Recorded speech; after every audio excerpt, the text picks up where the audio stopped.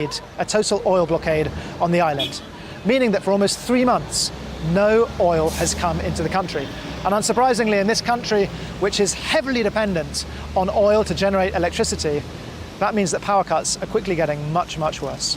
It's now been confirmed by both governments, the Cuban government and the Trump administration, that the two countries, the two old foes, are once again locking horns and negotiating. On Monday, Cuban Deputy Prime Minister Oscar Perez Oliva Fraga announced that soon Cuban nationals living abroad, including in places like Miami, Florida, in the United States, will soon be allowed to directly invest in their homeland and even own businesses here in Cuba. Now, that's a pro-market reform. There have been many of those in recent years. But what's particularly interesting about this is how well it maps onto what US President Donald Trump has been repeatedly saying in recent weeks, which is that any so-called deal would have to be great for the Cuban-American community in Florida. We don't know all the details of the negotiations. They seem to be focused largely on economic reforms. But what I can tell you is that with the US oil blockade driving down living standards so low right now, most people on this island are very much in favour of some sort of agreement. Kenya's long rainy season is underway, but in parts of the north, the skies remain clear. More than 3 million people are dealing with a prolonged drought, with nearly 1 million children malnourished. Catherine Sawyer reports from Turkana on what many Kenyans are calling a drought amid plenty. It's a long rain season in Kenya. Many parts of the country are experiencing rains, but not in areas like Turkana, where weather experts say it's not going to rain much, and that's a big concern. More than 3 million Kenyans are facing drought. 300,000 are here in Turkana. Many children across the country are malnourished. We met these women at a village here, and they told us that they've not had anything to eat since yesterday. They normally rely on such berries, which are not nutritious at all. And I asked them how they are surviving. I'm not able to find food. Sometimes well-wishers help me. Sometimes I stay hungry and I just drink water. There's a time I stayed for 5 days without food. It's a hopeless situation. It's a drought amid plenty. Some parts of Kenya have recorded higher food production, but high prices and poverty mean many pastoralist families cannot afford food from surplus areas. This trader in central Kenya says water should be the focus. The biggest problem is security in some drought areas. The land is vast and in some parts arable, but there is no water. Water is the solution. Livestock is not sustainable by itself. Turkana is vast and remote. Poor roads and resource conflicts make aid delivery difficult. We ask government officials whether enough is being done to prevent recurring crisis. We are just coming out of another worst drought in 40 years, and we never witnessed any death.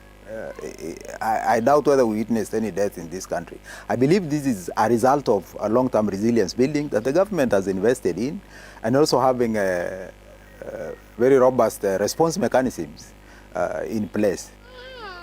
Aid workers facing global donor cuts say long-term solutions are urgent. We get big dams, we do cropping, we do trees that can be resistant to the drought resistant. We can do animals that are drought resistant at this level.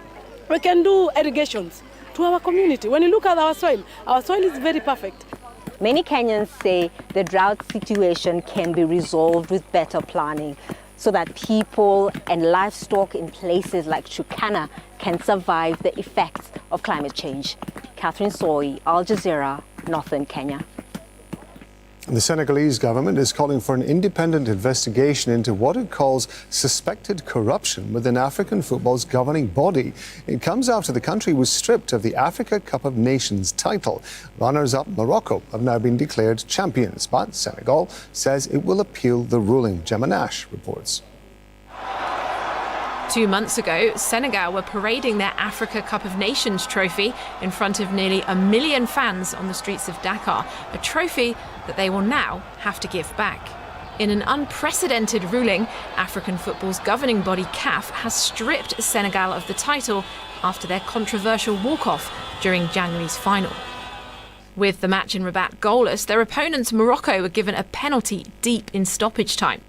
That sparked a furious reaction from the Senegalese players, and their coach ushered his team off the field. Most players left the pitch and after a 17-minute delay returned. Morocco then missed the spot kick and went on to lose the final 1-0. Morocco's initial attempt to have the result overturned was dismissed, but now CAF's appeals board has decided that by walking off the pitch, Senegal forfeited the match, declaring it a 3-0 win for Morocco. Senegal's Football Federation has called it an unacceptable decision which brings discredit to African football. While the Moroccan Football Association says it wasn't questioning the sporting performance of the teams, only ensuring competition rules were properly applied. The ramifications for global football are huge. The African Cup of Nations is preeminent as a tournament. Other sporting federations, once this becomes the precedent, are going to use it as a yardstick to make decisions later. Despite my reservations about this decision taken by CAF, what I cannot fault CAF for is that Africa and the world of football needed a very strong message to be sent to Senegal and to anybody else in the future that you cannot at any point decide to walk away like Senegal did. Senegal have confirmed they will appeal to the Court of Arbitration for Sport, which could take up to a year to issue a decision. In the meantime, both sides will instead turn their attention to the upcoming FIFA World Cup. Jamanash, Al Jazeera. I'm going to be back in a couple of minutes with more on Israel's claim that it's killed Iran's intelligence minister. Don't forget the website, of course, aljazeera.com. I'm Rob Matheson. Stay with us on Al Jazeera.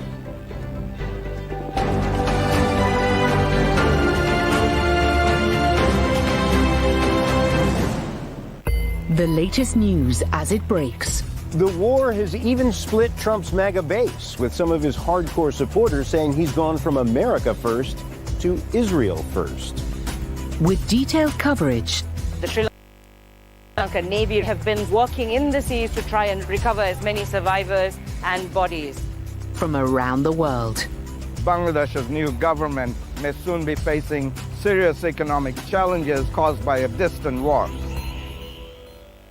That would precipitate an attack against American forces. To prevent Iran from getting nukes. There is no coherent strategy, and you can see that's reflected in the media coverage. Many American media see it like a video game. From the graphics on the screen to who they speak to, war for them is big business. We saw this exact same pattern happen in Gaza, the same lazy, flattened reporting that we saw in Gaza when it comes to the war on Iran. The Listening Post decodes the media on Al Jazeera. Hearing the facts. A busy day for Iran today could mean when Iran retaliates, it will be a busy day for cities in the Gulf. With the latest global news and insightful documentaries, Al Jazeera's teams across the world bring you closer to the heart of the story.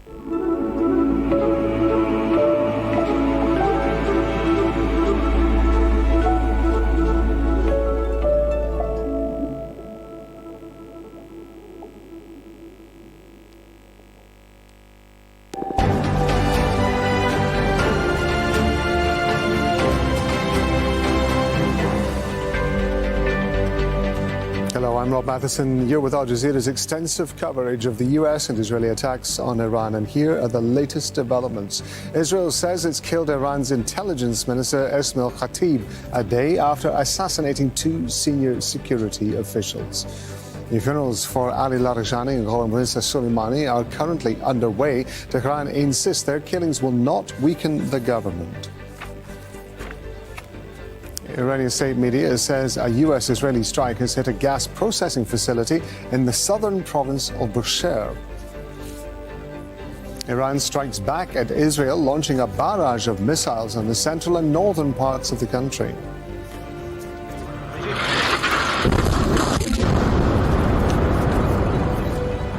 Israel is waging a war on another front. Its forces continue to strike central Beirut and southern Lebanon.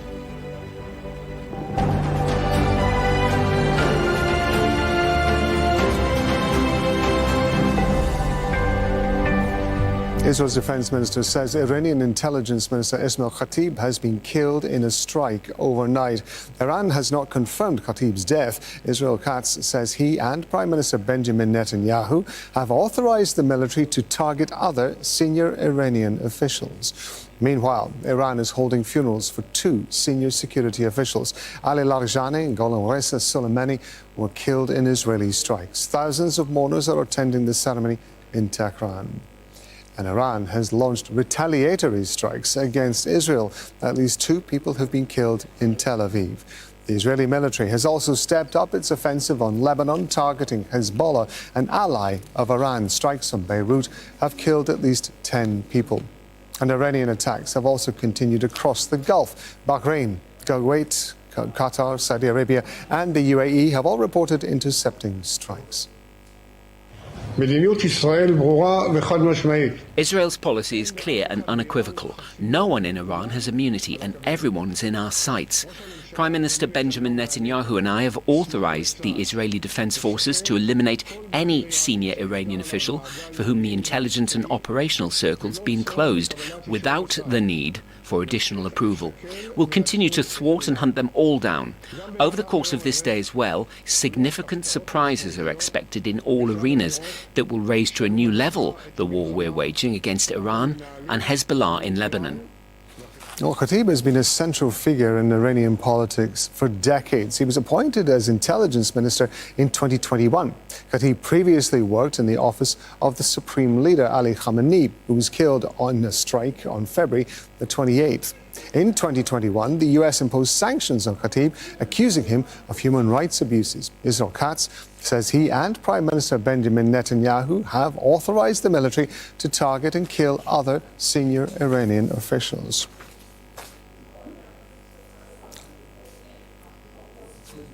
Now we're live this hour with the correspondents in Tehran, Ramallah, Dubai and the Strait of Hormuz. First, we're going to go to Noor Odeh. She's in Ramallah in the occupied West Bank. So Israel saying that the Iranian intelligence minister is being killed. What else have they been saying, Noor? Well, the Israeli government is conducting its communication about this war almost like a reality TV show, Rob. We've heard from the Israeli Minister of Defense saying that all the brakes are off, that the Israeli military can carry out assassinations without prior authorization. No more political authorization needed to assassinate Iranian officials or Hezbollah figures. And that is a significant shift because it does signal that Israel is not going to be holding back. He also said that there will be more surprises to come. Again, the reality show kind of atmosphere that the Israeli government is trying to give to its public, signaling that it's comfortable, that it has command over the skies, and that it has no restrictions on the kind of actions it will take, not just to assassinate, but to undermine the foundations of the very system of government in Iran, to topple it, if not now, then if and when the war is over, by undermining its ability to stay in control or to rebuild for many years to come. Those are the words of Israeli officials. Okay, let's go from Ramallah to Tehran and Mohammed Val. Mohammed, talk to us about the intelligence minister. What impact is that news having, and have we had any confirmation yet from Iran of the killing of the intelligence minister? No, we haven't had any confirmation so far from the Iranian authorities, but it has become a pattern now that their response and the clarifications about assassinations take 1 or 2 days. So, I mean, people here are not ruling out the veracity of the news coming from Israel. So, this man is very important. He's one of the top members of the current government. He has worked with all the government in all its phases during the last several decades. He's a graduate of Qom. He's the late Supreme Leader Ali Khamenei was one of his teachers in Qom. After that, he had decades of experience in the intelligence circles, particularly civilian intelligence circles. So he's a man that the government was relying on for matters of intelligence and so on. And he's also a high-ranking cleric who was given even the title of Hujjat al-Islam. So both religiously and politically, as well as technocratically, he's a hands-on man who has been in charge of one of the most important positions in the country right now, that of civilian intelligence. Remember the gaps that everybody notices now in Iran's ability to protect its leaders, and the Israelis being able to assassinate those leaders. So this man has a very important role in that regard, understandably. But now he's been taken out. The Israelis are betting on this approach to get rid of all members of the government. But here there is a sense of resolve among the leaders. We've heard the foreign minister yesterday saying that these assassinations are not going to lead to the crumbling of the government or the system that is in place in Iran. We have seen the demonstrations, we have seen the protests, not the protests, we have seen the rally today to give tribute, to pay tribute to those who have been killed yesterday, to other prominent leaders. So there is a sense of defiance, but also there is fear that if this a series of this approach of assassinations goes on and continues, nobody knows what it may lead to. It may lead to more radicalized people taking over, or it also lead to what the Americans and the Israelis are saying, maybe people who are more amenable to talk to the Americans and the Israelis about a kind of rapprochement or a kind of deal. Okay, let's go back to Norodeh in Ramallah. So, Noor, you were mentioning before that Israel's defense minister, Israel Katz, said there were going to be, quote, more surprises throughout the day. Do we have any more information about what he was talking about? Well, we have news of that one very significant strike on Iran's natural gas facility, responsible for 40% of production, the Pars field. And this is really a fundamental shift in the dynamics on the ground. Israel had been restrained previously, presumably by the United States, by the US President Donald Trump. It was told not to attack civilian infrastructure, not to attack the energy, because remember, Iran had threatened that it would retaliate in kind. Now the Israeli army is saying that that attack, that strike, that strategic punch, if you will, was done in coordination with Washington. Well, we haven't heard from Washington yet, but certainly the establishment here in Israel feels very confident that this attack had the go-ahead from Washington. It will go a long way, not just to debilitate the government in Iran, but also thinking ahead if and when the war stops. Again, and this is something that a lot of former officials and intelligence experts are talking about in Israel. What Israel wants to ensure is that Iran cannot recuperate. So if it hits the civilian infrastructure, then Iran cannot rebuild, then Iran won't have the resources, then the people might finally rise up and answer that call from Netanyahu and Trump. In the meantime, of course, the gamble with the world energy supplies is something that Israel doesn't feel it will be affected by. In fact, we even heard from the Minister of Energy in Israel saying that he is contemplating to cancel the agreement on the gas fields that Israel had signed with Lebanon, because he feels that it was unfair to Israel. So Israel looking to capitalize its gains on the going-ons, especially vis-a-vis what is happening in Iran and the Hormuz. Noor, for now, thank you very much indeed. We're going to go back to Mohammed Val in Tehran. As Noor was just describing there, we were hearing about Iran targeting a province in southern Iran, this gas field. Let's not forget it's also in Bushehr province, and there is a nuclear facility in Bushehr province as well. What more do we know? Yes, we know that in As-Salwiya province there is a refinery there that has been hit, and it's a huge facility. It's one of the biggest gas and oil facilities in that region near Bushehr. There is no mention of the nuclear site being hit in this attack, but it is basically oil and gas facilities, and this is for the Iranians a new level of escalation. Remember that President Trump days ago was saying that he decided not to hit the oil facilities or depots in the Kharg Island, but now this is happening in Iran itself on the mainland. For Iranians, this is a red line, a new red line that has been crossed by the Americans and the Israelis. And they're saying that firefighters are trying to put out the fires and that evacuation is going on there inside the facility. So they're putting matters under control. But at the same time, there is as by way of reciprocation or retaliation, there is an order of evacuation that has been issued by the armed forces, the Iranian armed forces, about several facilities, oil and gas facilities across the Gulf region, including Al-Hisn gas field in United Arab Emirates, Jubail petrochemicals complex in Saudi Arabia, the Samar refinery also in Saudi Arabia, and Ras Laffan, along with another facility in Qatar. So there is an order of evacuation that in the next few hours, these facilities in the Gulf countries will be hit by way of retaliation by the Iranian armed forces. A real new level of escalation, because until now there were strikes on some civilian facilities related to gas and oil in the region, but now this seems to be a new phase, a high level of escalation, which nobody knows what it will lead to. Okay, thank you very much, Mohammed Val in Tehran and Noor Odeh in Ramallah. I want to bring in Zain Basrawi. He's in Dubai for us. Zain, I understand you've got some more information about the reaction to those evacuation orders that Mohammed was just talking about. What do we know? That is correct. The developments in the last few minutes, last hour or so, really illustrate how dynamic this conflict is and how far-reaching the impacts can be and how quick things can happen.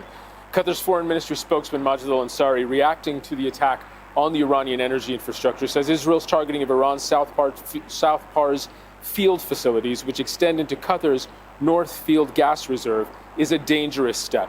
And he says this because he knows what Iran is going to do next. Targeting energy infrastructure is a threat to global energy security, the statement says, the peoples of the region and the environment. Now, Qatar knows where Iran is at. It is backed into a corner. It is wounded. Its leadership is under attack, and it is in fight mode, as its leadership is continuously being targeted for assassination. Iran has said is going to begin using more potent, powerful weapons that are precise and more difficult to defend against. All of this spells doom and gloom, really, for how this conflict is going. It is only continuing to escalate. And as if on cue, Iran announces that it will carry out attacks on several targets, naming energy infrastructure in the UAE, in Qatar, and in Saudi Arabia, exactly the kind of thing that the regional leadership has been worried about happening again. We saw early on in the war, gas fields and oil refineries in Saudi Arabia, in Qatar, were targeted. And this warning is coming once again. And one thing we have learned that the Israelis and the Iranians tend to have in common is if they say they're going to do something, they say it and then they follow through. So it is very, very likely that there will be attacks in the coming hours at these sites in the Gulf region. Zain, stand by for us. I want to go to Insamam Rashid. He is overlooking the Strait of Hormuz for us. What is the latest from where you are, given the fact that we're also getting alerts about these evacuation orders with regard to some of the gas processing facilities in and around the Gulf?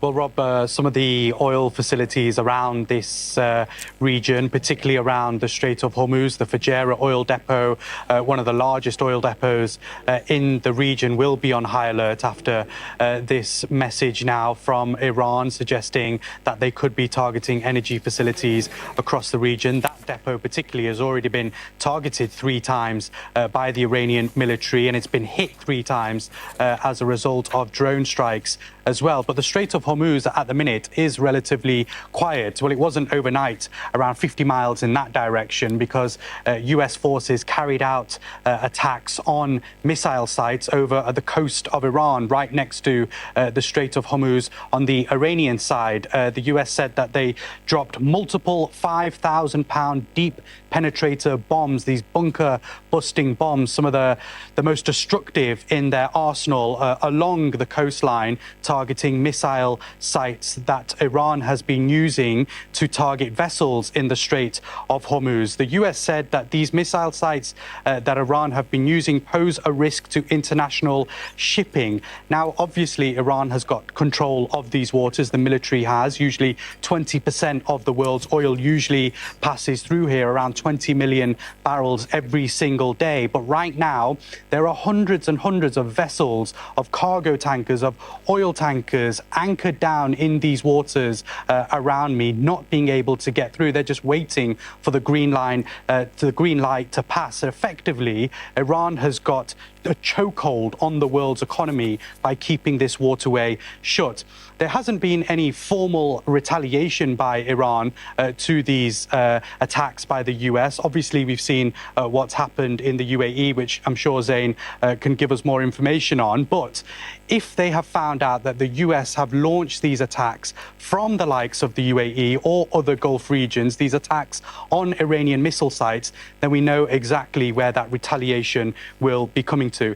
This standoff remains as it is right now, with dozens and dozens, if not hundreds of ships in the water. We've been seeing some data by the Associated Press which suggests that around 90 ships have passed through these waters since the war started. Usually it's around 130 a day, but we've only been seeing a trickle of ships passing through. That main bulk of that has been Iranian oil heading through the Strait of Hormuz to the countries like China and India. We also saw that a Pakistani vessel managed to pass through yesterday, going through the Strait of Hormuz and ending up in Karachi. What the Iranians have said is that ships from countries we consider hostile cannot pass, and ships from neutral or friendly countries can. Whilst all this is going on, it has caused huge economic pressure around the world, Rob, and that's why now President Trump is essentially building some form of global coalition to send warships to these waters. He wants to essentially try and take back control of the Strait of Hormuz, and he thinks he can do that by sending military might to these waters. We know that the response hasn't been great, particularly from European countries, Australia and Japan also saying that it's something that they're not willing to commit to. They don't want to escalate this conflict. But yesterday, Rob, I think this is an important point, that the UAE said that they could join the US mission to try and ensure safety and security on these waters, because as we know, they have been hit very hard economically by the Strait of Hormuz remaining shut, and now potential further strikes on energy infrastructure around this country. Insamam Rashid, overlooking the Strait of Hormuz, thank you very much indeed. We're going to go back to Zain Basravi, who is in Dubai for us. On top of all of this, I understand Gulf countries meeting in Riyadh later. They're going to be discussing the security challenges facing the region. What are you hearing about that? Well, the events of the day are certainly going to make this meeting much more urgent, much more timely, and likely much more tense. Riyadh calling for a meeting of foreign ministers of the GCC and other Arab countries, as well as other Islamic countries, to try to have some kind of conversation about how to bring the temperature down, how to find an off-ramp from this conflict, as Iran cornered, wounded, leadership still under attack, in complete fight mode, retaliating against its Gulf Arab neighbors. The United States still perpetuating this conflict, still continuing to double down on a war of its choosing that it began at the behest of Israel. What we are seeing is the people stuck in the middle, geographically and politically, primarily the Gulf Arab states, are really the only people trying to call for an off-ramp at the moment, and their words were not heeded before the war began. And the longer this goes on, the louder the sounds of bombs get, the more they drown out the voices of reason that are trying to bring to bear some kind of negotiated solution, some kind of end to this conflict. I'll just read the rest of Majid al-Ansari, the Qatari Foreign Ministry spokesman's statement. This is likely to be the theme at the meeting later today.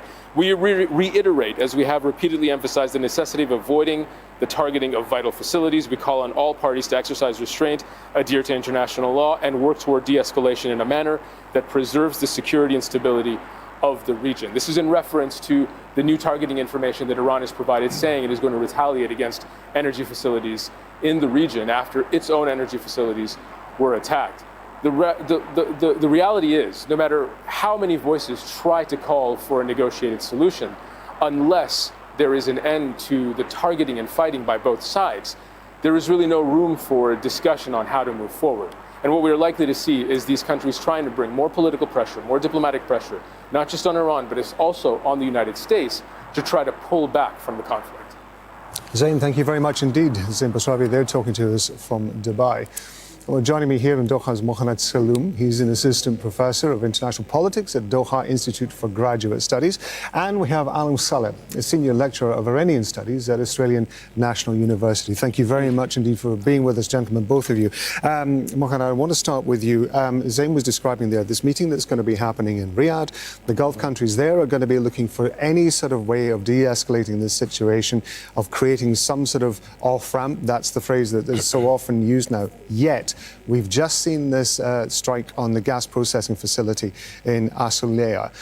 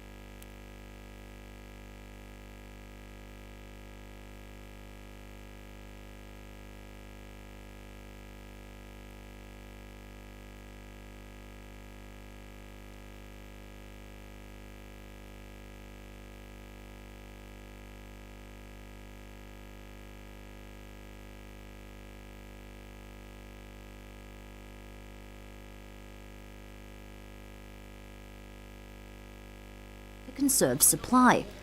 But in China, millions of drivers no longer rely on petrol, insulating them from sudden price spikes. 1 in 4 new heavy vehicle sales and half of all new car sales are electric. Before the Iran war, China's demand for transport fuels was already peaking, with gasoline use plateauing and demand for diesel starting to decline as electric trucks took off. The country is still exposed to global oil markets, especially for the construction and manufacturing industries, as well as aviation and petrochemicals. Up to 50% of China's crude oil imports come from the Middle East, and most of it passes through the Strait of Hormuz. Chinese officials have called for a ceasefire and a return to diplomacy, while trying to leverage Beijing's strong ties to Iran to secure safe passage for its tankers through the strait. This is a war that should never have happened, and one that benefits no party. But when it comes to everyday transport, China's electric vehicle fleet is estimated to have saved more than 1 million barrels per day of oil. As the Iran war pushes energy markets into turmoil, the electric transition is helping to cushion the blow. Katrina Yu, Al Jazeera, Beijing. Japan's Prime Minister Sani Takaichi is heading to Washington for talks with President Donald Trump as unease grows among U.S. allies in Asia. Japan and South Korea have faced pressure from Trump to send warships to the Strait of Hormuz. South Korea has also seen a reduction in the deployment of U.S. defense systems, raising questions about the reliability of Washington's security guarantees. Jack Barton reports from Seoul. U.S. artillery and anti-missile systems defending South Korea have been quietly redeployed to the Middle East, despite Seoul's objections. While we have expressed opposition to such a move, the reality is that we cannot fully enforce our position.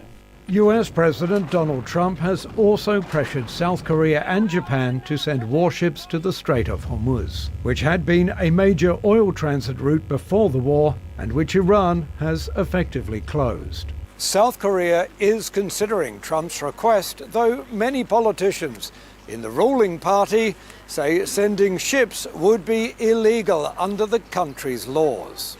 There is also concern about the U.S. pivot to China dragging Seoul into an unnecessary conflict with Beijing. For those advising the South Korean government,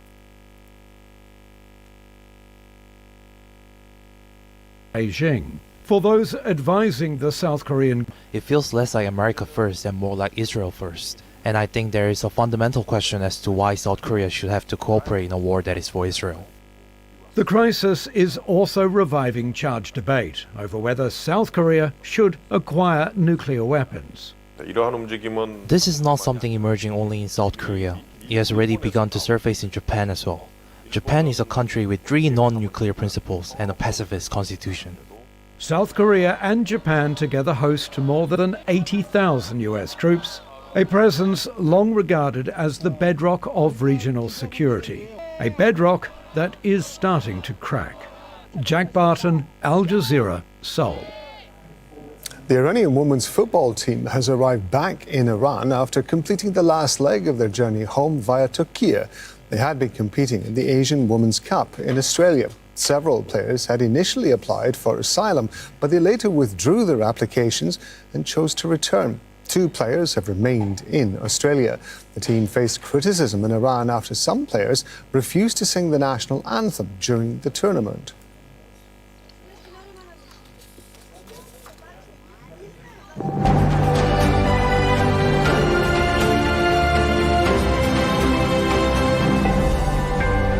Going to take a look at some of the other stories that is making the headlines now. Israel again delayed reopening Gaza's border crossing with Egypt. As part of the ceasefire agreed with Hamas, the Israeli military had promised to allow limited travel through the Rafah crossing in the south of the Strip. Now, the crossing is seen as a lifeline for Palestinians, and it's been closed since February the 28th. It's limited medical evacuations of severely ill and wounded patients and prevented Palestinians from returning home. Doctors have warned that medical supplies in Gaza are also running low. So far, only a fraction of the people cleared to leave Gaza have actually been allowed out of the Strip. When Rafah first reopened on February the 2nd, Israel said it would permit 50 patients plus 2 companions to leave each day for urgent medical treatment. Had that promise been upheld, more than 6,000 people would have exited. That's around a third of them being patients. So far, though, a total of just 1,075 people has been allowed to leave the Strip. Israel had also agreed that 50 people a day could cross back into Gaza. Had the original agreement been upheld, more than 2,000 people would have returned home. But so far, just 859 people have been allowed to enter. Hani Mahmoud has more from Gaza City. Opportunity just to walk around the area here, and we couldn't help but hear people expressing their anger, frustration, and disappointment that the Rafah crossing failed to reopen after it was expected to happen. But so far, this did not happen at all. And what we're looking at is a sense of growing resentment, growing frustration, because that decision, the delay in reopening the Rafah crossing, just left thousands of Palestinians stranded here. That includes patients, of course. They are the largest group of people who need immediate evacuation outside of the Gaza Strip for medical treatment. There are also the students here who need to resume their study. Their studies have been disrupted for the past 2 years because of all the act of violence and the genocidal acts across the Strip. And those who have family members outside, they had actually hoped that they would be reunited with their families. Many of the people here wanted to go for medical treatment outside of the Gaza Strip. The longer it takes to reopen the Rafah crossing, the more it feeds into that sense of isolation and uncertainty, and that has been the case so far. Just even if we assume it opens, it's still going to operate under very tight and strict Israeli military control. Movement will be controlled both ways by the Israeli military, and that adds to the hardship that Palestinians are facing when it comes to get in and out of the Gaza Strip. In Afghanistan, families are continuing to search for their relatives 2 days after a Pakistani airstrike on the capital, Kabul. Afghan officials say at least 400 people were killed, many of them patients at a drug treatment center. But Islamabad has insisted it only targeted military sites. Tensions between the neighbors have escalated since the ceasefire collapsed in February. Now, these are the latest pictures from Kabul, where a mass funeral is being held for those who died in that attack. Afghanistan's interior minister has said that his country does not want war and prefers diplomacy to resolve the conflict with Pakistan. Al Jazeera has been speaking to a distraught father who's been trying to find his son. Here's his story.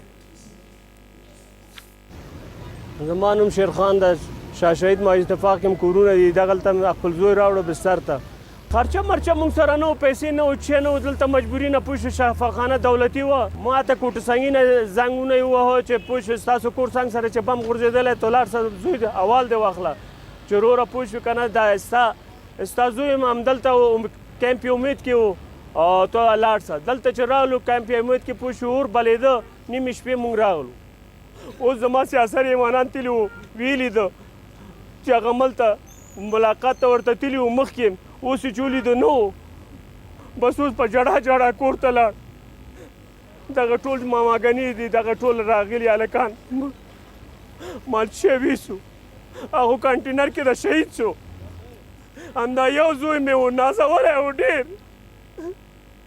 نازولی زوی مې ډېر نازولی دوه ماشومان یې و نازولي یو 4 کلن دی یو 15 کلن او خپله 22 کلن ته بس باینده به یې الله ته به سپارو نور چاره نه لرو د الله په دربار کې الله به یې ساتي کراچي وانو سینما پامیر کې هم کراچي او لاسګاډي چلاو هلته هم نه پرېږدي او روزګار هم خراب ده پوه شوې کاروبار هم کوو هلته هم اوس نه پرېږدي بازار کې هم نه پرېږدي او دلته مجبوري نه دا زوی مې مریض شو جګرخوني وکړه خفګان یې وکړو دغلته اوس بستر ده همدا د دنیا پیښې دي غریبي ده ناچاري ده مسکیني ده دا کار چې کېږي مسکیني نه بېچارګي نه کېږي ټول مسلمانان دي 400-500 مړي دي او موږ ته معلومیږي نه لاس نشته خپه نشته اول دولت نه نور طالبانو نه غواړو که موږ سره موږ باندې چې هم تړي موږ تیار یو ورته پاکستان ته موږ تیار یو په دې حال باندې ټول د اختر ورځې شپې ته وګوره ټول نازولي بچیان دي خلکو کړولي دي 2,000 کورو کې غمونه یې اچولي دي دا ټول بال بچهدار چوچهدار عیالداره دي داسې حال د څه ظلم د په افغانستان باندې په دې حال باندې زندگی کیږي ټول مظلوم خلک دي دلته بیچاره خلک دي. The Senegalese government is calling for an independent investigation into what it calls suspected corruption within African football's governing body. It comes after the country was stripped of the Africa Cup of Nations title. Runners-up Morocco have now been declared champions, but Senegal says it will appeal the ruling. Gemma Nash reports. 2 months ago, Senegal were parading their Africa Cup of Nations trophy in front of nearly 1 million fans on the streets of Dakar, a trophy that they will now have to give back. In an unprecedented ruling, African football's governing body CAF has stripped Senegal of the title after their controversial walk-off during January's final. With the match in Rabat goalless, their opponents Morocco were given a penalty deep in stoppage time. That sparked a furious reaction from the Senegalese players, and their coach ushered his team off the field. Most players left the pitch and after a 17-minute delay returned. Morocco then missed the spot kick and went on to lose the final 1-0. Morocco's initial attempt to have the result overturned was dismissed, but now CAF's appeals board has decided that by walking off the pitch, Senegal forfeited the match, declaring it a 3-0 win for Morocco. Senegal's Football Federation has called it an unacceptable decision which brings discredit to African football. While the Moroccan Football Association says it wasn't questioning the sporting performance of the teams, only ensuring competition rules were properly applied. The ramifications for global football are huge. The African Cup of Nations is preeminent as a tournament. Is preeminent as a tournament. Make decisions later. Despite my reservations about this decision taken by CAF, what I cannot fault CAF for is that Africa and the world of football needed a very strong message to be sent to Senegal and to anybody else in the future that you cannot at any point decide to walk away like Senegal did. Senegal have confirmed they will appeal to the Court of Arbitration for Sport, which could take up to a year to issue a decision. In the meantime, both sides will instead turn their attention to the upcoming FIFA World Cup. Gemma Nash, Al Jazeera. Democratic Republic of Congo has launched a measles vaccination campaign for children. Healthcare workers have arrived in eastern Congo, where low vaccination rates and insecurity have fueled the outbreak. The Congolese army regained control of the city of Uvira in January after M23 rebels withdrew. I'm going to be back in a couple of minutes with more on the news that Israel and the US have carried out an attack on an Iranian gas processing plant. I'm Rob Matheson. Stay with us.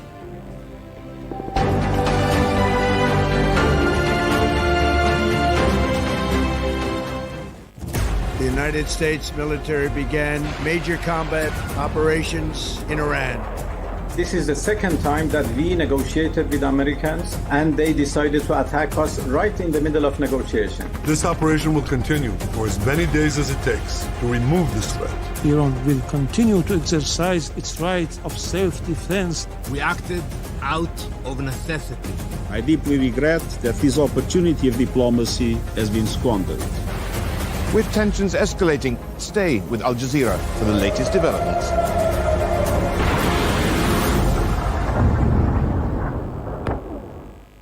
Can you really bomb a political future into existence? I don't think that's what we're trying to do. I think the objective here is to destroy the instruments of Iranian state power. Upfront tackles the big issues only on Al Jazeera. Examining the impact of today's headlines. The United States has perfect capability of beating any country in the world into a pulp, but it will come at a cost. Setting the agenda for tomorrow's discussions. Conflict, it's all created by human beings, so it can all be solved by human beings, if only we can learn to cooperate. International filmmakers and world-class journalists bring programs to inform and inspire you on Al Jazeera.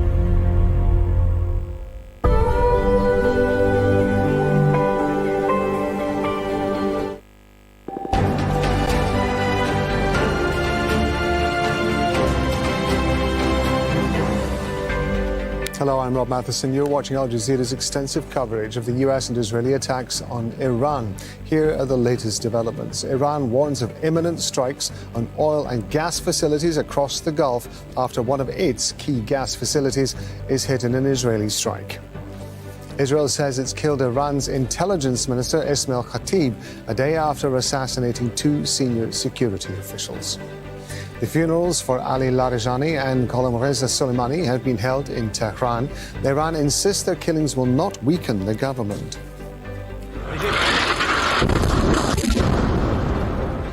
Israel is waging its war on another front. Its forces continue to strike central Beirut and southern Lebanon. And the White House says China has agreed to postpone US President Donald Trump's visit to Beijing.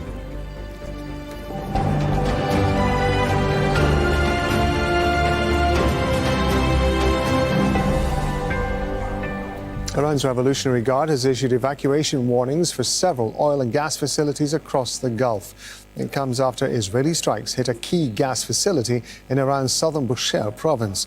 The plant processes natural gas from the South Pars North Dome field, which Iran shares with Qatar. A spokesman for Qatar's foreign ministry has condemned Israel's attack as a dangerous and irresponsible step. Well, the IRGC has named several facilities in Saudi Arabia, the UAE and Qatar, saying they will be targeted by military strikes in the coming hours. It said that repeated warnings had previously been issued to Gulf governments, accusing them of pursuing what it described as a dangerous path. We're live this hour with our correspondents in Tehran, Dubai, Ramallah and the White House. We're going to first to Tehran. We're going to speak to Mohammed Val. So we're hearing more about this targeting in the province in southern Iran. What do we know? Yes, we know that As-Salwiya in Bushehr has been attacked at one of the biggest oil and gas facilities in Iran. And that fire broke out in some sections of that facility. The authorities say they are putting the matter under control and that the area has been evacuated of the workers of the factory.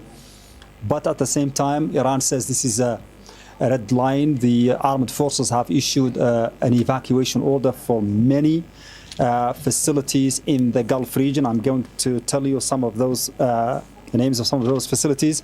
Al Jubail Petrochemicals in Saudi Arabia, also the Samarf refinery in Saudi Arabia. You have Ras Gas Lafan in Qatar, and also other facilities in the same countries. So about 5 or 6 oil and gas facilities in the Gulf region are now under threat because the Iranian armed forces have said that in the next few hours they are going to retaliate with attacks on those facilities and that they should be evacuated. Iran has always warned that this war should not take a turn that is going to be destructive and very costly to the region. It has warned the Gulf countries against allowing the Americans to use their airspace and their land and their sea for attacks against Iran. And also it has always been saying that if Iran's oil facilities are attacked, it will retaliate in kind against the same facilities in the Gulf region. Mohammed, just stay with me for a second. I want to go to Zain Basravi from Dubai. So what more do we know about these evacuation orders that Mohammed was just describing there?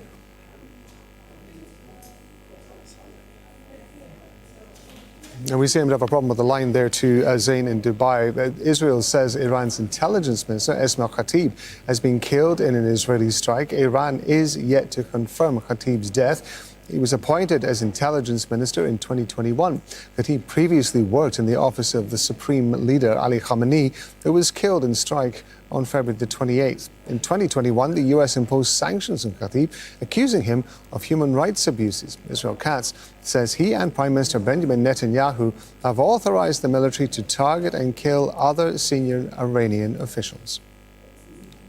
Israel's policy is clear and unequivocal. No one in Iran has immunity and everyone's in our sights. Prime Minister Benjamin Netanyahu and I have authorized the Israeli Defense Forces to eliminate any senior Iranian official for whom the intelligence and operational circles been closed without the need for additional approval. We'll continue to thwart and hunt them all down.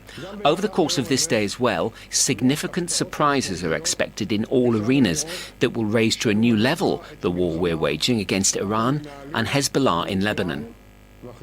Noor is live for us in Ramallah in the occupied West Bank. So far, there's been a lot happening in the last few hours. We've had this attack on the gas facility in Iran, but also Israel Katz, the defense minister, is saying there are going to be more surprises throughout the day. And of course, the Israel's assertion that they've killed Iran's intelligence minister.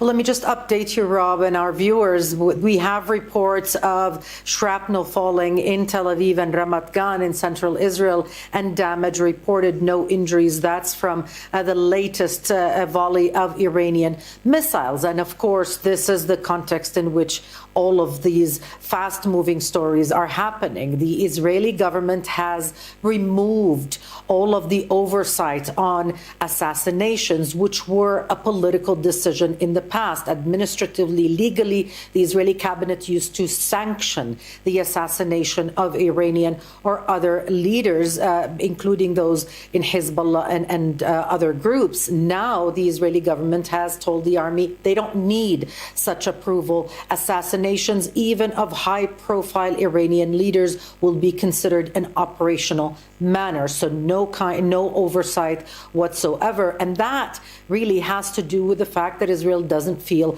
any pressure. This reality TV kind of dynamic of promising more surprises, well, now we're there with the Israeli bombing of the gas field in Iran, a strike that everybody had considered to be a red line. And previously, we had heard from the U.S. president saying that such infrastructure must not be targeted. Israel now says that this strike, this very strategic strike, was carried out in coordination with Washington and with its consent. And it ties to the Israeli narrative that the objective is not just to take out and assassinate leaders.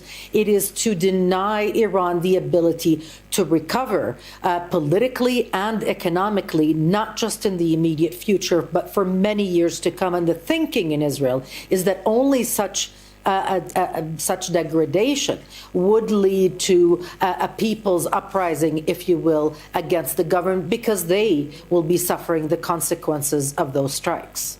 Noor, for now, thank you very much indeed. Noor Odeh there in the occupied West Bank. Let's go back to Mohammed Val in Tehran. We'll talk about the Israel saying that it has killed the intelligence minister of Iran. What impact is this news having in Iran? Well, look, Iran hasn't yet announced the confirmation of this assassination. As usual, I mean, it takes time. So people here tend to think that it has actually happened. They tend to think, they tend to believe the Israeli announcement. Here in the streets, it's always defiance. We have seen thousands gathering today in a public square here at the center of Tehran to pay tribute to the two other leaders who were killed yesterday. And the main understanding here is that the authorities are going also to ask the public to do the same when this new assassination is confirmed. The government here saying, as we heard the foreign minister talking to Al Jazeera, saying that the killing of the one or two or three leaders is not going to change the situation in the country, is not going to lead to the crumbling and disintegration of the regime of the government of Iran. And that this is a vicious cycle that Israel is not going to achieve those goals through assassinations. Iranians are saying that there is a lot of support for the government. We've seen that, but we know also that there are some who do not support the government. The country is ideologically and politically divided. We know that there are millions who are just silent and watching, and some of them are even happy to see what's going on. But at the moment, the situation is under control in the country. The government is calling the shots. And when they ask people to take to the streets, you see people in the streets. And when they say nobody should be visible in the streets, it happens. At the moment, people who support the government seem to be reassured that this series of assassinations is far from going to achieve the desired goal on the part of the Americans and the Israelis, at least for the foreseeable future. That's Mohammed Val in Tehran. Thank you very much. Let's go to Zain Basravi, who's in Dubai. Zain, we've sorted out the technical problems. Let's talk about the evacuation orders that Iran has issued as a result of that US and Israeli attack on the gas processing plant in southern Iran. What more can you tell us about the evacuation orders? Well, we're 3 weeks into this war, and throughout the course of that time, GCC countries have seen retaliation from Iran in an escalatory manner. Throughout the course of the last 3 weeks, multiple attacks on multiple places, only getting worse. Throughout the course of today, we saw escalating attacks, missiles, drones, and now, by the end of today, it is likely to escalate, perhaps exponentially so, following these attacks on Iran's energy infrastructure. They have vowed they will retaliate, and they have said at least 5 different locations in 3 different countries, in the UAE, Saudi Arabia, and Qatar, will be targeted as per what the Iranian government has put out in terms of a warning. They've said to stay away, to citizens and residents around the following facilities, a warning to stay away from oil facilities in Saudi Arabia, UAE, and Qatar. The Samref refinery in Saudi Arabia, Al Husn gas field in the UAE, Jubail petrochemical complex in Saudi Arabia, the Mesaid petrochemical complex and Mesaid holding company affiliated with Chevron, they say, in Qatar, and Ras Laffan refinery also in Qatar, phases 1 and 2. It's very specific here. We should remind people that at the beginning of the war, in the first 10 days of the war, there were attacks on an oil refinery in Saudi Arabia, on Ras Laffan, the gas refinery, liquid natural gas refinery in Qatar.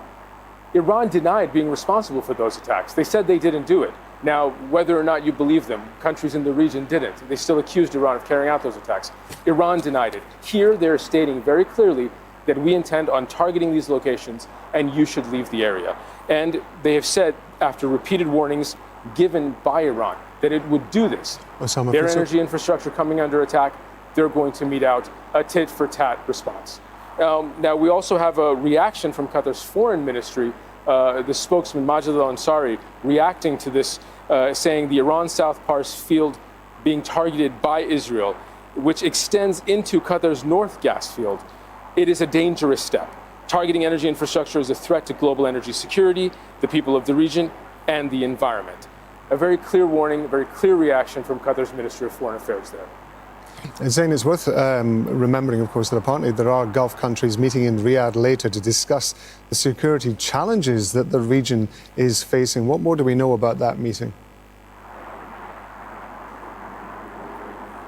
Well, in the beginning of the day when the meeting was announced, it was really going to be addressing the last few weeks, a status quo kind of continuous bombardment of these Gulf Arab cities as part of the retaliation. But just to illustrate the day's events, how dynamic this conflict is, there's been targeted assassinations, attacks on energy infrastructure, Israel saying they're going to kill anyone in the Iranian leadership that they want to, Iran saying that they're going to use more potent and precise weapons and more heavy weapons to carry out its retaliatory attacks on whoever they deem necessary, wherever they deem necessary.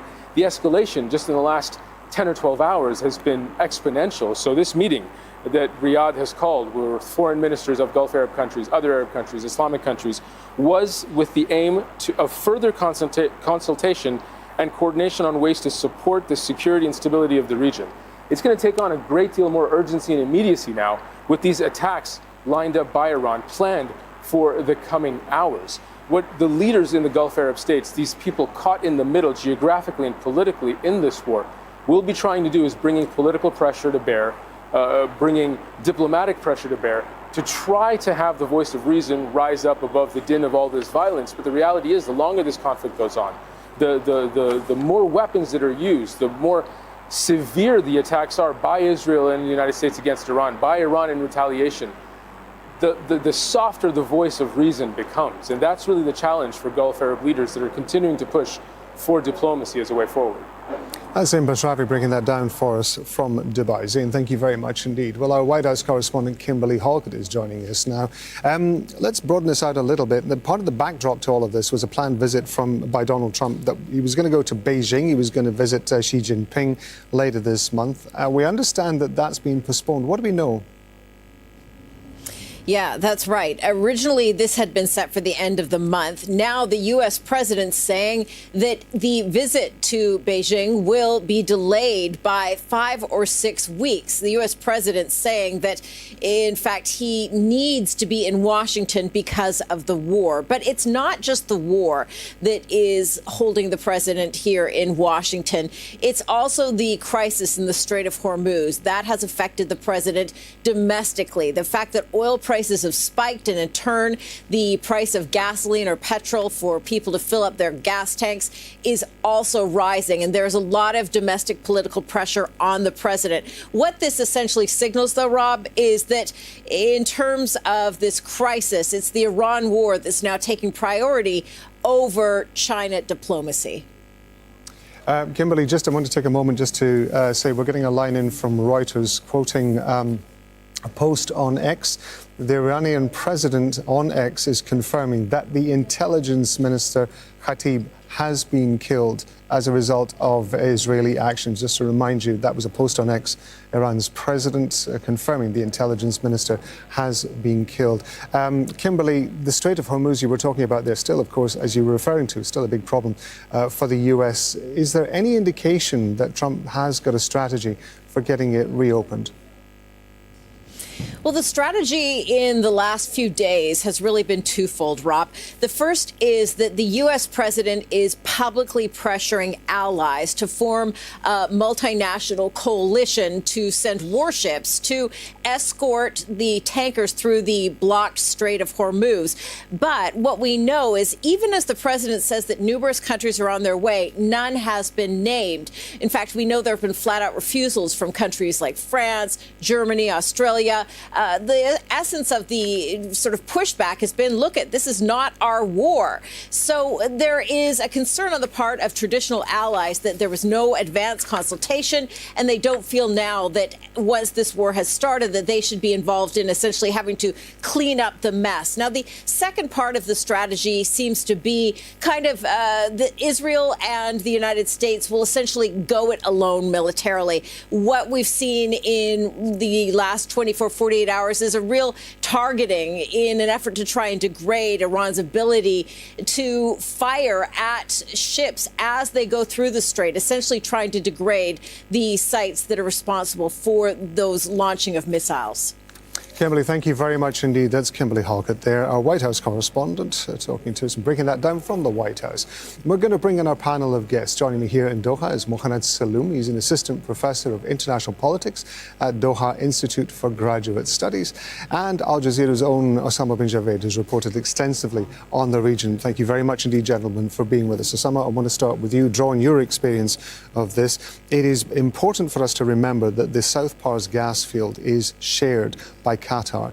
And with regard to the evacuation orders that Iran has put forward as a result of the attack that was carried out by the US and Israel on its own gas field, this feels like an escalation. Can you break this down for us? Well, just to give you an idea of South Pars, you're talking about 10,000 square kilometers of a gas field, the world's largest facility of its kind, not just significant for Iran, but also extremely important for Qatar as well. It is essentially what is shared between these two countries, and that is why immediately you're seeing the Qatari Foreign Ministry coming up with the statements calling it dangerous, an attempt to escalate things even further. And I think that is where Iran is going to take this as well.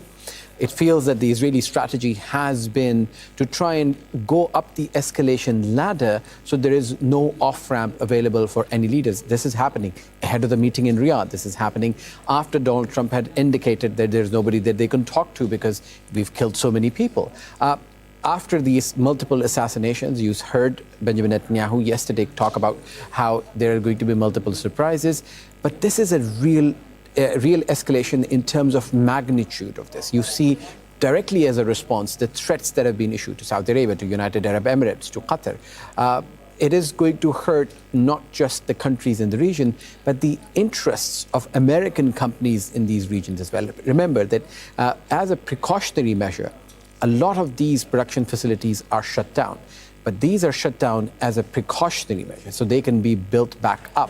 But if there is critical damage to these facilities, which could perhaps take, depending on the extent of it, could take months or years to repair, then it is anybody's guess on what is going to happen to all of these economies, not just Qatar or Emirates or Saudi Arabia, but the entire region which relies on the exports of these hydrocarbons, especially when those hydrocarbons are being, there's a chokehold in the Strait of Hormuz as well. The US president has said that there is going to be, America's the largest producer, we're going to bring that in. If you are going to provide gas to Japan, you don't have a direct pipeline. You're going to need vessels. Those vessels are run, the largest fleet is run by Qatar Energy. Guess where those vessels are? They are shackled because of the Strait of Hormuz. They can't travel. So it is going to have a tremendous impact on the global energy scene. Mohan, I want you to help me out with some context here, because it would be easy to see that this is a sudden surge, a sudden escalation. But one would imagine that the US and Israel knew what the consequences of taking action like this would be, the same as they did when they hit the oil fields in Iran. Just what's your assessment of where this lies in the way that the US and Israel are carrying out this long-term assault? This is not an escalation by Iran. This is not coming from Iran. It's a response from Iran. Who's in control is the United States and Israel.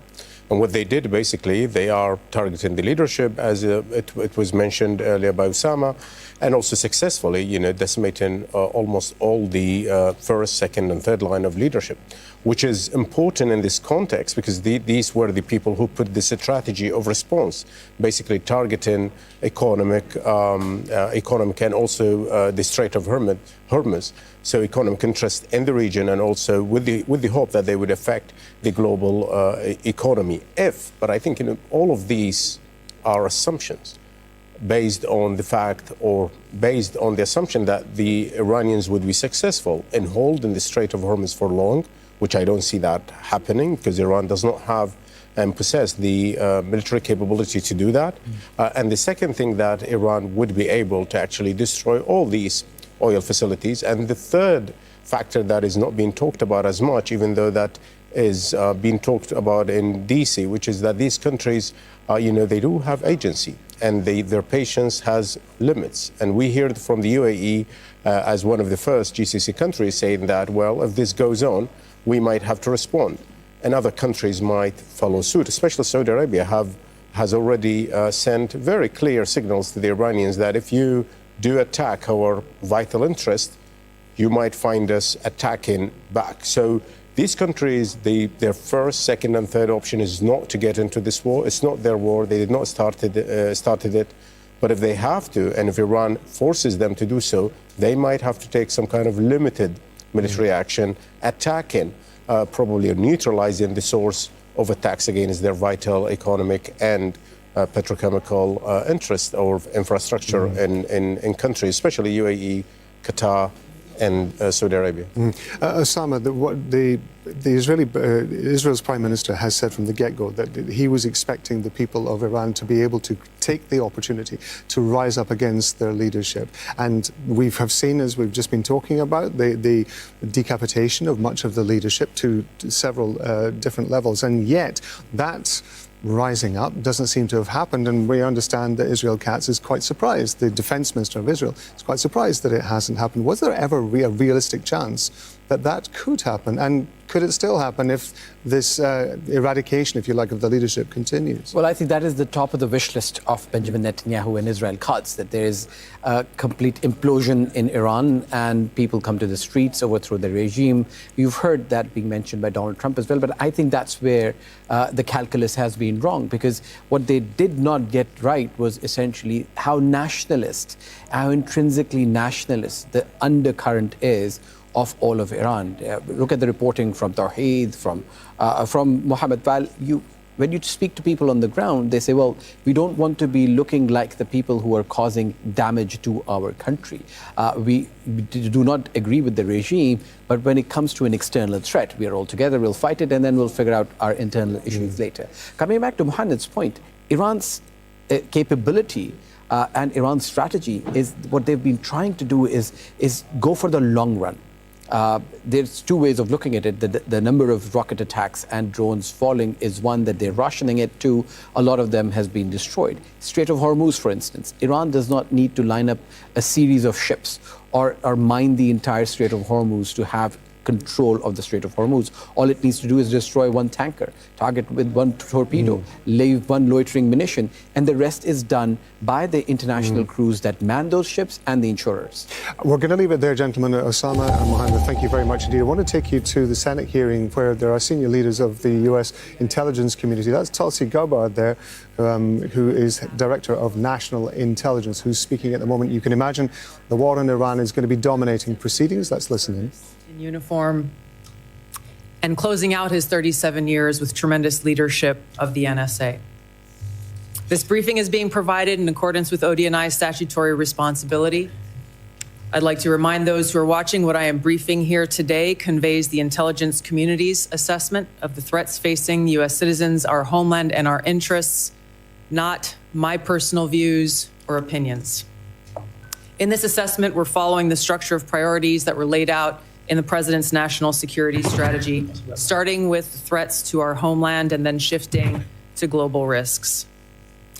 The defense of our homeland is of the utmost importance to the American people, and efforts by this administration have shown over the last year the results of bolstering homeland defense in the security of the American people. For example, the strict enforcement of U.S. policies at the U.S.-Mexico border and regionally have served as a deterrent, drastically reducing illegal immigration. Based on Customs and Border Patrol data, January 2026's monthly encounters are down 83.8% compared to January 2025.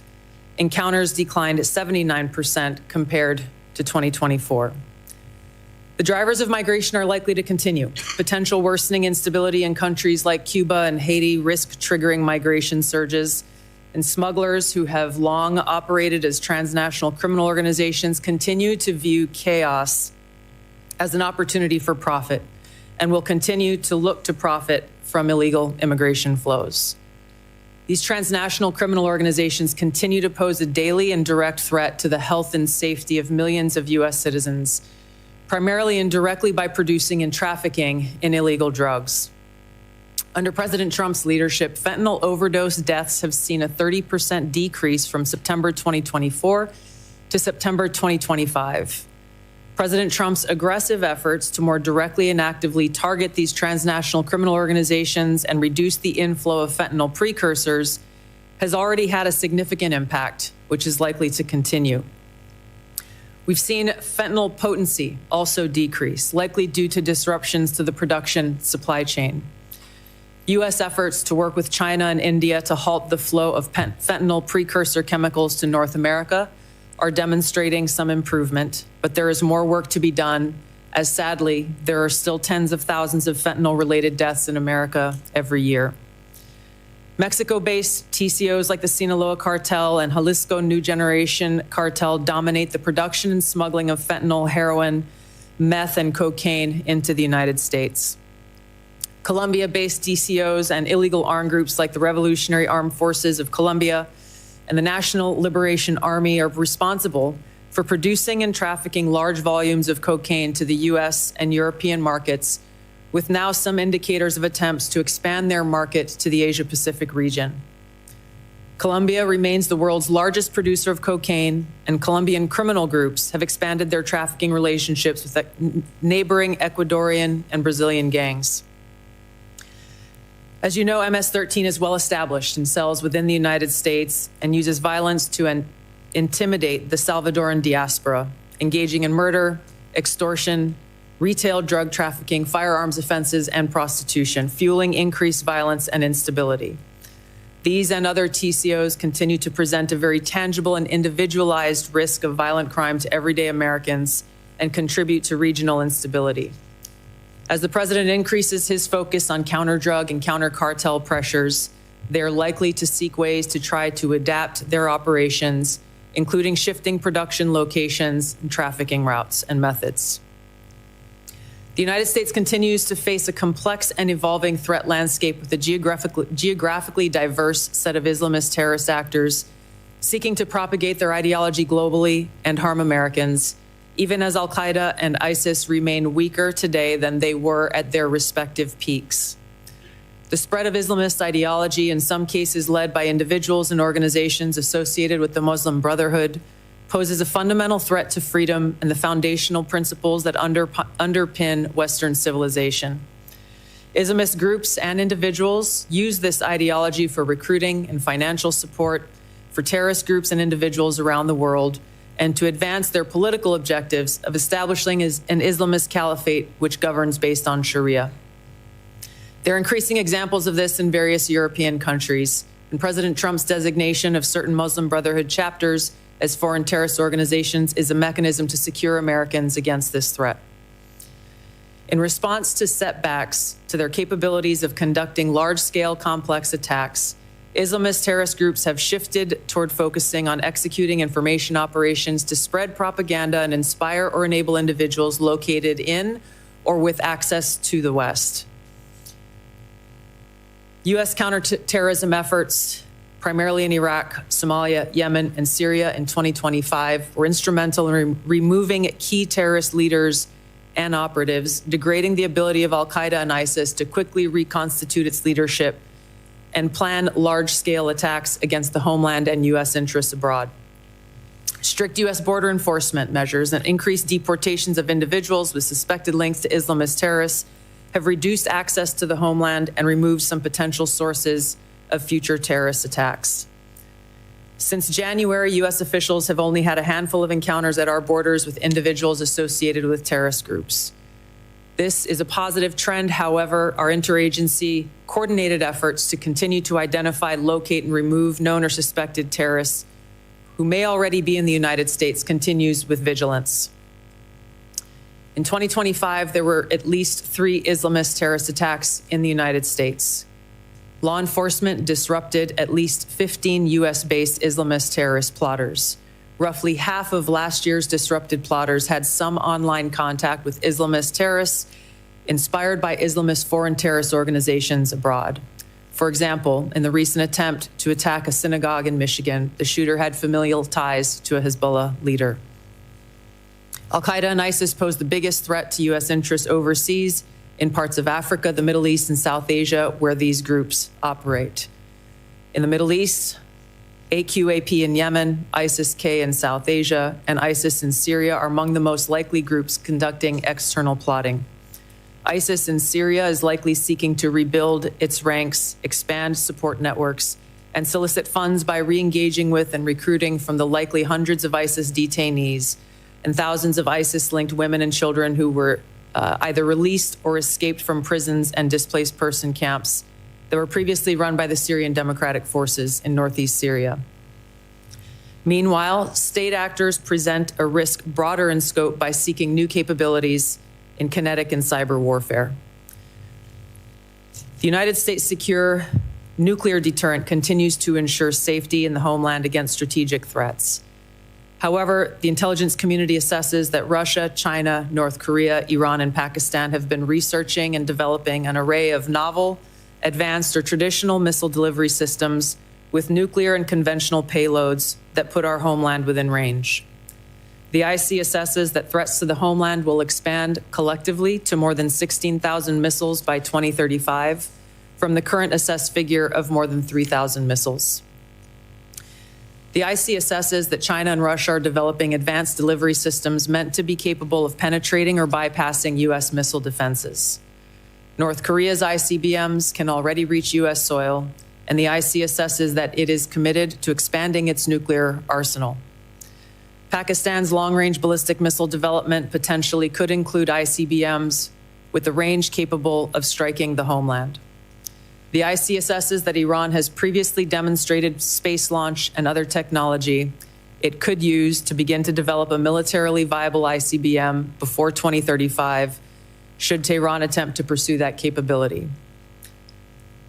However, these assessments will clearly be updated as the full impact of Operation Epic Fury's devastating strikes on Iran's missile production facilities, stockpiles, and launch capabilities is determined.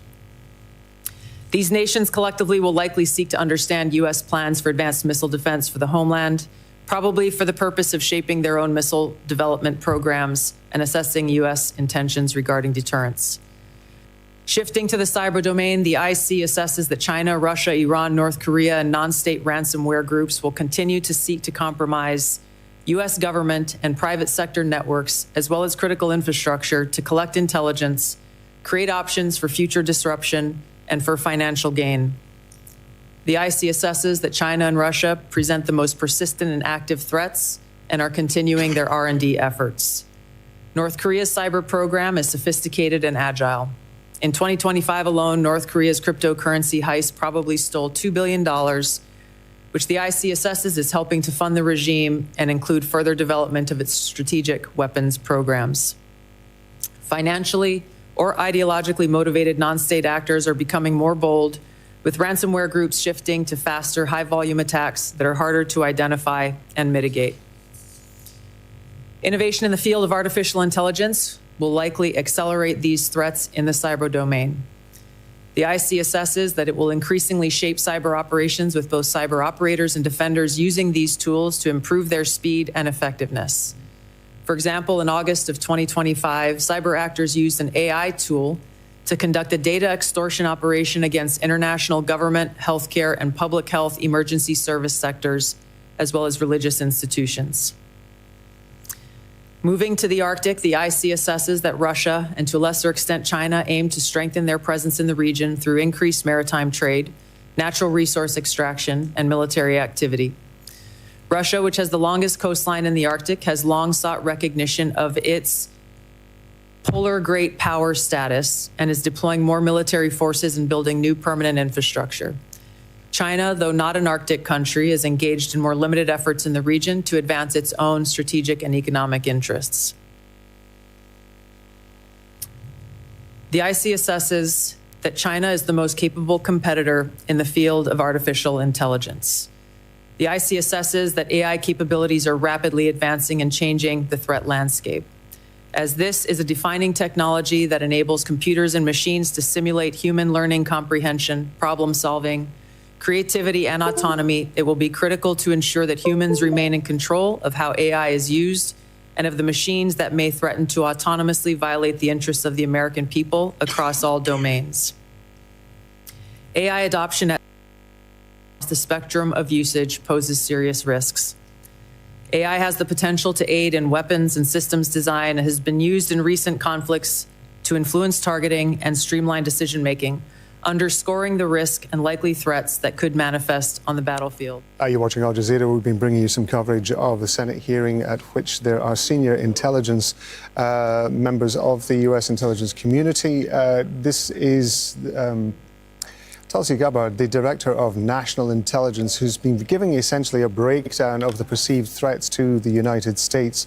This is an annual hearing. It looks at worldwide threats to the United States. We were expecting the hearings are likely to focus on Iran. The chances are, when we get to the questions towards Tulsi Gabbard and others, that those questions about Iran and the U.S. operation in Iran will be asked. But she has gone through the implications of migration on crime. She talked about drug trafficking.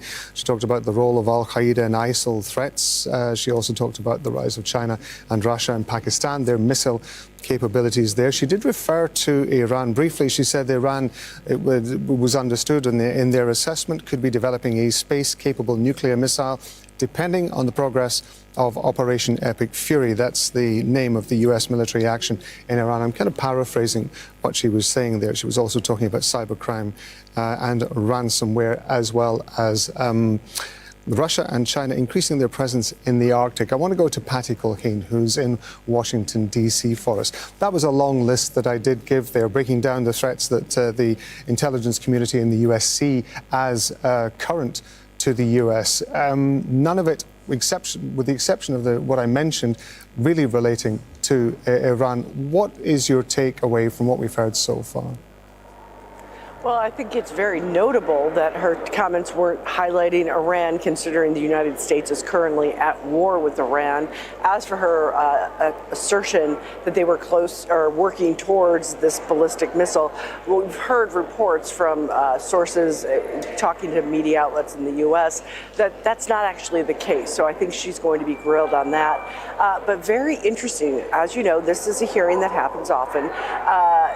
The focus for her is on Russia, China, North Korea, and so far not Iran. And this is going to be the topic, I think, of pretty much all of the questions once senators finally get a chance. It's going to be a minute. There's 5 or 6 different officials that'll all give opening statements. The question is going to be about Iran, because we have now seen the first high-profile defection from within the Trump administration. A man named Joe Kent, he was the National Counterterrorism Center director. He basically quit, put out a message on social media that the U.S. went to war with Iran because Israel wanted them to, and that Iran did not pose an imminent threat to the United States. And that is really very important, because if you look at polling, Americans don't believe that Iran, the majority of Americans don't believe that Iran posed an imminent threat. They don't support this war. So you're going to see Republicans and Democrats jockeying, trying to change that narrative, trying to explain to the American people through their questions, and they're hoping through the answers to make the case either for or against. Because again, this hearing is happening in a time when the United States is directly engaged with a war with Iran that Congress did not authorize. Patty, thank you very much indeed. Patty Culhane there in Washington, D.C. Well, joining me here in Doha is Mohammed Saloom. He's an assistant professor of international politics and security at Doha Institute for Graduate Studies. I know you were listening to Tulsi Gabbard's breakdown there of the threats that they perceive are to the U.S. We're expecting, of course, that Iran is going to dominate that. We're also, just before that, we broke away for that Senate hearing, we were talking about the fact that this is being perceived, that what is happening over the last couple of hours in Iran, particularly Israeli and US attacks on an Iran gas facility, were being perceived as some sort of escalation. But you were describing to us that no, this is actually kind of a part of the playbook. We have seen both Israel and the US follow this pattern before. For viewers who are just joining us, could you just recap on that and explain what you mean? What I meant basically is that the escalation did not come from Iran. Iran is responding to whatever comes from the US and Israel. And the US and Israel, they have a strategy in Iran. And it started off with the decapitation of the leadership, and it's continuing until today. We heard also from the Israelis that the army and whoever is conducting these assassinations, probably also in coordination with intelligence services of the US and Israel, now they don't have to get political approval for that. That could signal, ease that they can conduct these, but also it signals that there aren't many, if you like, senior figures in Iran on their hit list. And this is going in that direction. The second phase, basically, which is already going on, is the degradation of Iranian military capabilities and military industries. The third phase, which we have seen later, this afternoon, late afternoon, that basically it would include some kind of infrastructures that would disrupt the central government ability, the Iranian government ability to basically provide for its own people. This pattern is not new. The U.S., this is not its first war in the Middle East. It's not its first war to bring down a regime. We had seen this in 1991, although the U.S. chose not to bring the Saddam's regime down. We saw this in 2003. We saw this in Afghanistan and beyond. So they know what they're doing. Both of them. There is a strategy on the ground, and it is escalating in a specific direction. Whether the Iranians would be able to retaliate, I think that's to be seen. We're just going to interrupt you there for a second, because I do want to take us back to the Senate hearing. Tulsi Gabbard still talking. Let's listen in. Attacks on its leadership and military capabilities. Its conventional military power projection capabilities have largely been destroyed, leaving limited options. Iran's strategic position has been significantly degraded. The U.S.-led maximum pressure campaign and snapback of European sanctions added additional pressure to an already bleak Iranian economy, resulting in mass protests earlier this year that Tehran suppressed by killing thousands of protesters. Even if the regime remains intact, the IC assesses that internal tensions are likely to increase as Iran's economy worsens. Even so, Iran and its proxies continue to attack U.S. and allied interests in the Middle East. The IC assesses that if a hostile regime survives, it will likely seek to begin a years-long effort to rebuild its military, missiles, and UAV forces. Prior to Operation Epic Fury, the IC assesses Iran was trying to recover from the severe damage to its nuclear infrastructure sustained during the 12-day war and continued to refuse to comply with its nuclear obligations with the IAEA.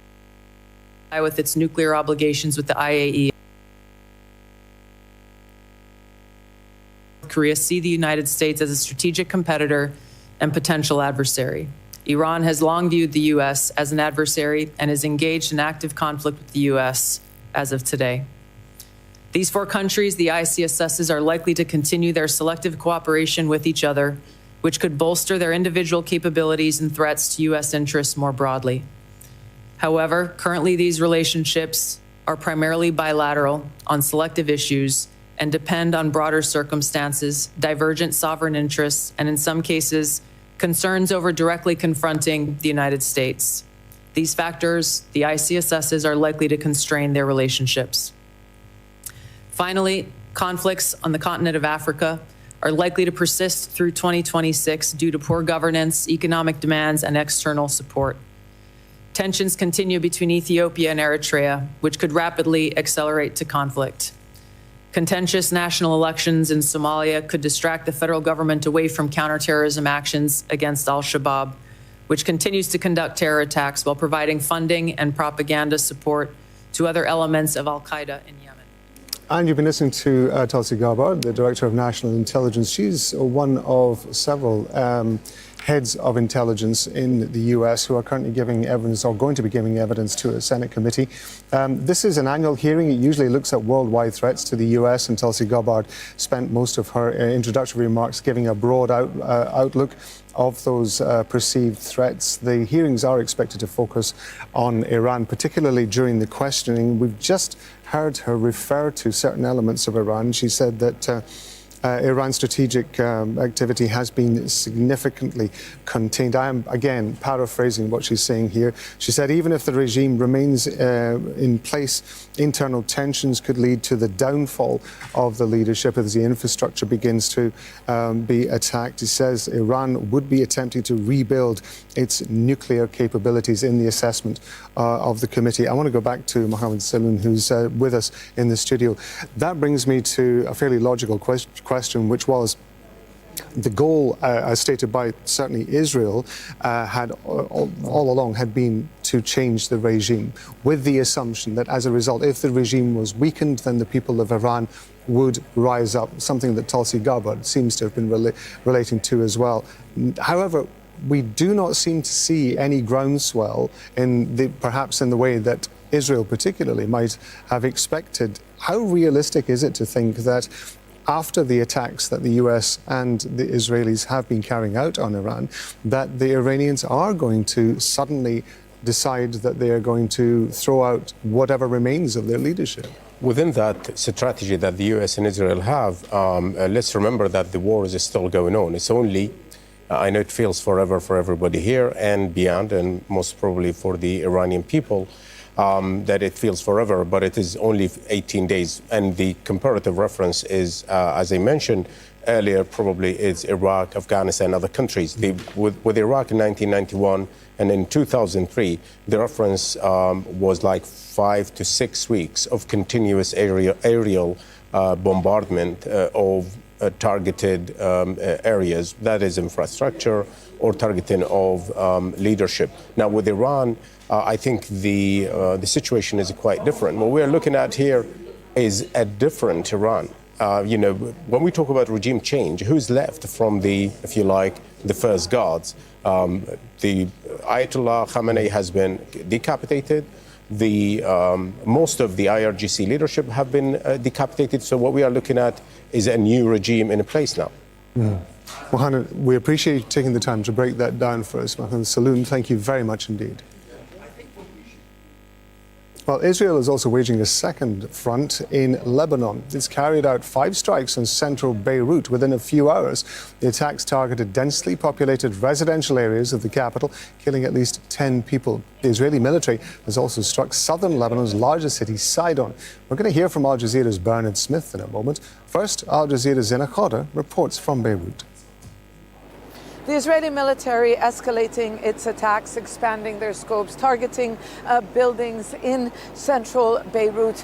It appears to be part of a maximum pressure campaign being exerted, not just against Hezbollah, but the Lebanese government. Israel's defense minister has told the government to stop Hezbollah's attacks against Israel, or else Israel will take control of territory. The Israeli Prime Minister Benjamin Netanyahu saying that the Lebanese government has been told it will pay a price if it does not confront Hezbollah.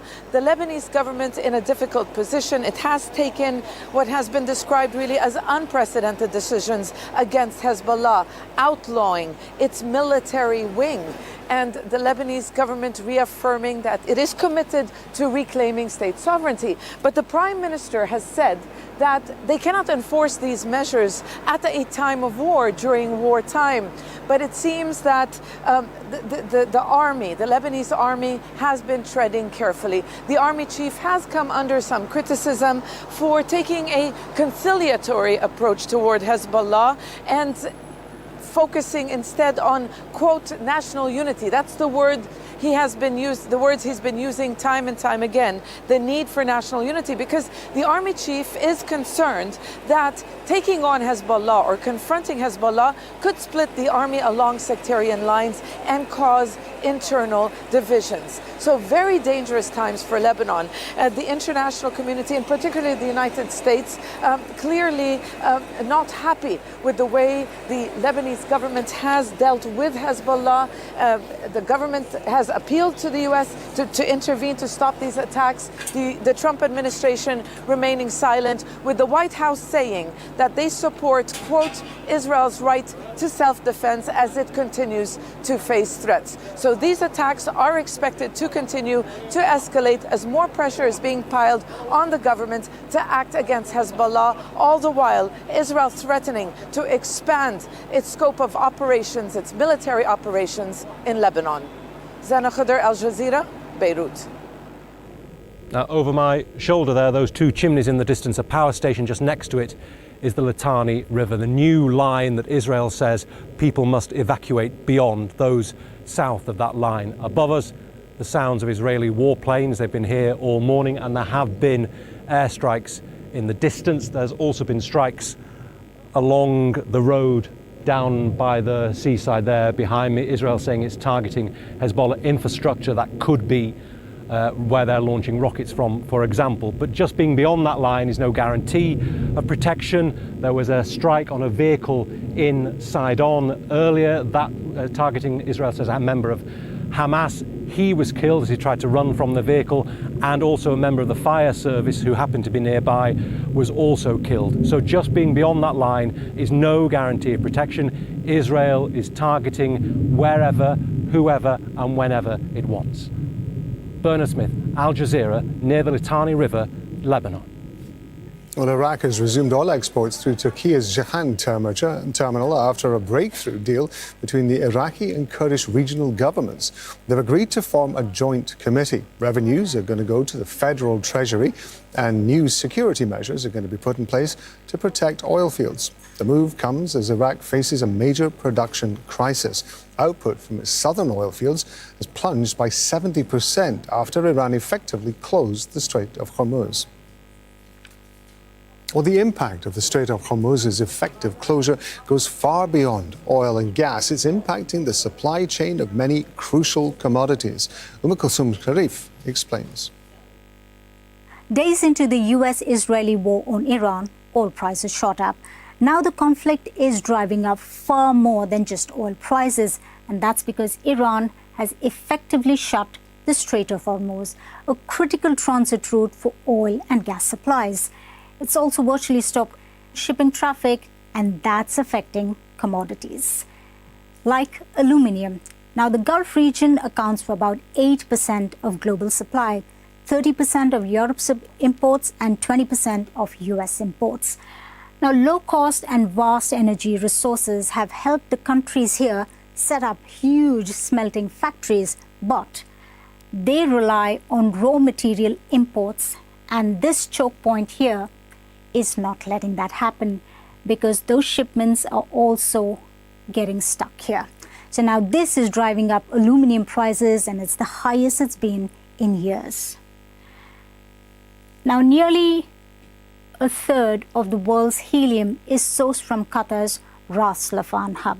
Now, helium is a byproduct of liquefied natural gas, and Qatar, as we know, is a major exporter, but it stopped production after Iranian attacks on its facility.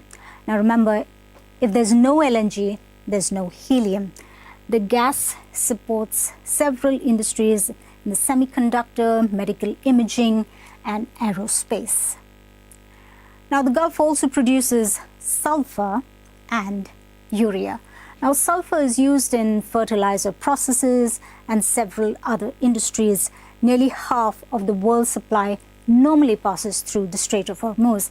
And when it comes to urea, the region is a major producer, but it needs to pass through this choke point to get to its buyers. Now, the disruption can have an impact on agricultural output, and that in turn is going to have impact on food prices, and they're likely to go up. And finally, we have Brazil, the world's largest sugarcane producer. And mills here can either produce sugar or ethanol, which is fuel used for cars in the country. Now, because of high oil prices, the producers are choosing to make ethanol fuel, and that's driving up sugar prices. Now, analysts say longer the disruption, greater the chaos across industries. Well, as the war in Iran pushes global oil prices higher, many economies are coming under increasing pressure. China is one of the world's largest oil importers, and it's heavily dependent on supplies from the Gulf. But as Katrina Yu reports from Beijing, the country's shift to electric vehicles is cushioning the impact of the conflict. For 12 hours a day, Liu Xiaolu drives this truck delivering goods around Beijing. With conflict in the Middle East pushing up oil and petrol prices, he's glad his vehicle is battery-powered. Now there is a war in Iran. The price of petrol is getting more and more expensive. Everywhere it's the same. It's better to have an electric truck. China is one of the world's largest oil importers and relies heavily on supplies from the Gulf. Beijing has instructed refiners to limit exports of gasoline and diesel and raised price caps on petrol to conserve supply. But in China, millions of drivers no longer rely on petrol, insulating them from sudden price spikes. 1 in 4 new heavy vehicle sales and half of all new car sales are electric.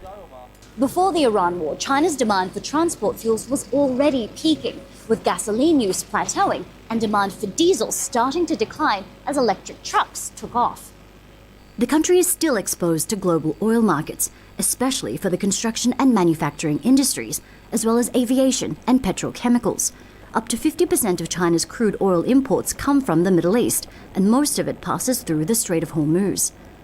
Chinese officials have called for a ceasefire and a return to diplomacy, while trying to leverage Beijing's strong ties to Iran to secure safe passage for its tankers through the strait. This is a war that should never have happened, and one that benefits no party. But when it comes to everyday transport, China's electric vehicle fleet is estimated to have saved more than 1 million barrels per day of oil. As the Iran war pushes energy markets into turmoil, the electric transition is helping to cushion the blow. Katrina Yu, Al Jazeera, Beijing. Going to be back in a couple of minutes with more of our special coverage in the conflict between the US, Israel and Iran. Our top story, Iran's Revolutionary Guard has issued evacuation warnings for several oil and gas facilities across the Gulf. I'm Rob Matheson. Follies up next. Stay with us.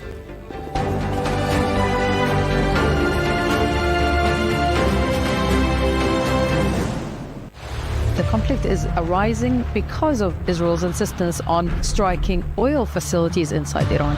This is one of the oil facilities of the country that has been targeted You can see the puff of cloud once those interceptors take out those missiles and rockets and drones. Hezbollah rockets have reached this far into Israeli territory, and Israel consider this a serious escalation. Lebanon's government is struggling to meet the demand for emergency shelter. This stadium is being converted into a mini tent city. Stay with Al Jazeera for the latest developments.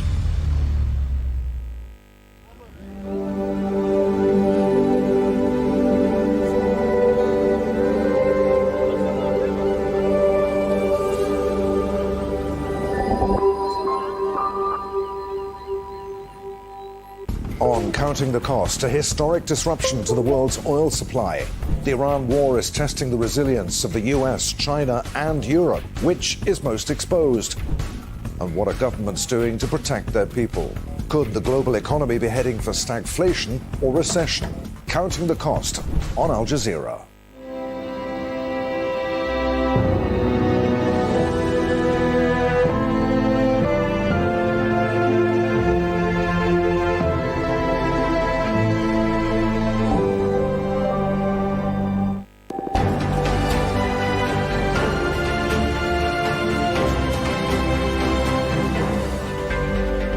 Hello, I'm Fuli Batibo. You're watching Al Jazeera's extensive coverage of the US-Israeli attacks on Iran. Here are the latest developments. Iran warns energy facilities in the Gulf region are prime targets after one of its major natural gas fields is attacked. Israel kills Iran's intelligence chief Ismail Khatib as two other assassinated senior officials are buried in Tehran. Iran vows revenge for the assassinations and launches a barrage of missile attacks on central Israel.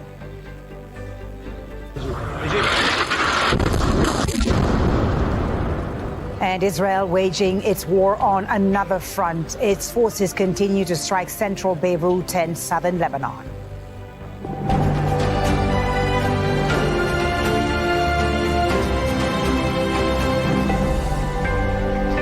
With three senior Iranian figures assassinated in less than 48 hours and Israel promising what it calls significant new surprises, the U.S. and Israeli war on Iran continues to escalate. There have been attacks in the last few hours on major natural gas infrastructure in Iran. These are the images coming out of the southwestern port city of Asaluye. Storage facilities for South Pars gas field have been hit. This is the world's largest natural gas reserve that Iran shares with Qatar. In response, Iran has warned that energy facilities in the Gulf region are legitimate targets, threatening imminent attacks. Qatar's foreign ministry spokesman has slammed the targeting of the gas field as dangerous and irresponsible. Meanwhile, Iran's intelligence minister Ismail Khatib has been killed in an Israeli strike. Iran's president has confirmed the death in the last hour. The assassination came as funerals were being held for two other senior officials. Ali Larijani and Gholam Reza Soleimani were killed in Israeli strikes on Tuesday. Large crowds of mourners attended the ceremony in Tehran. Israel has vowed to continue targeting senior figures in Iran. We'll continue to thwart and hunt them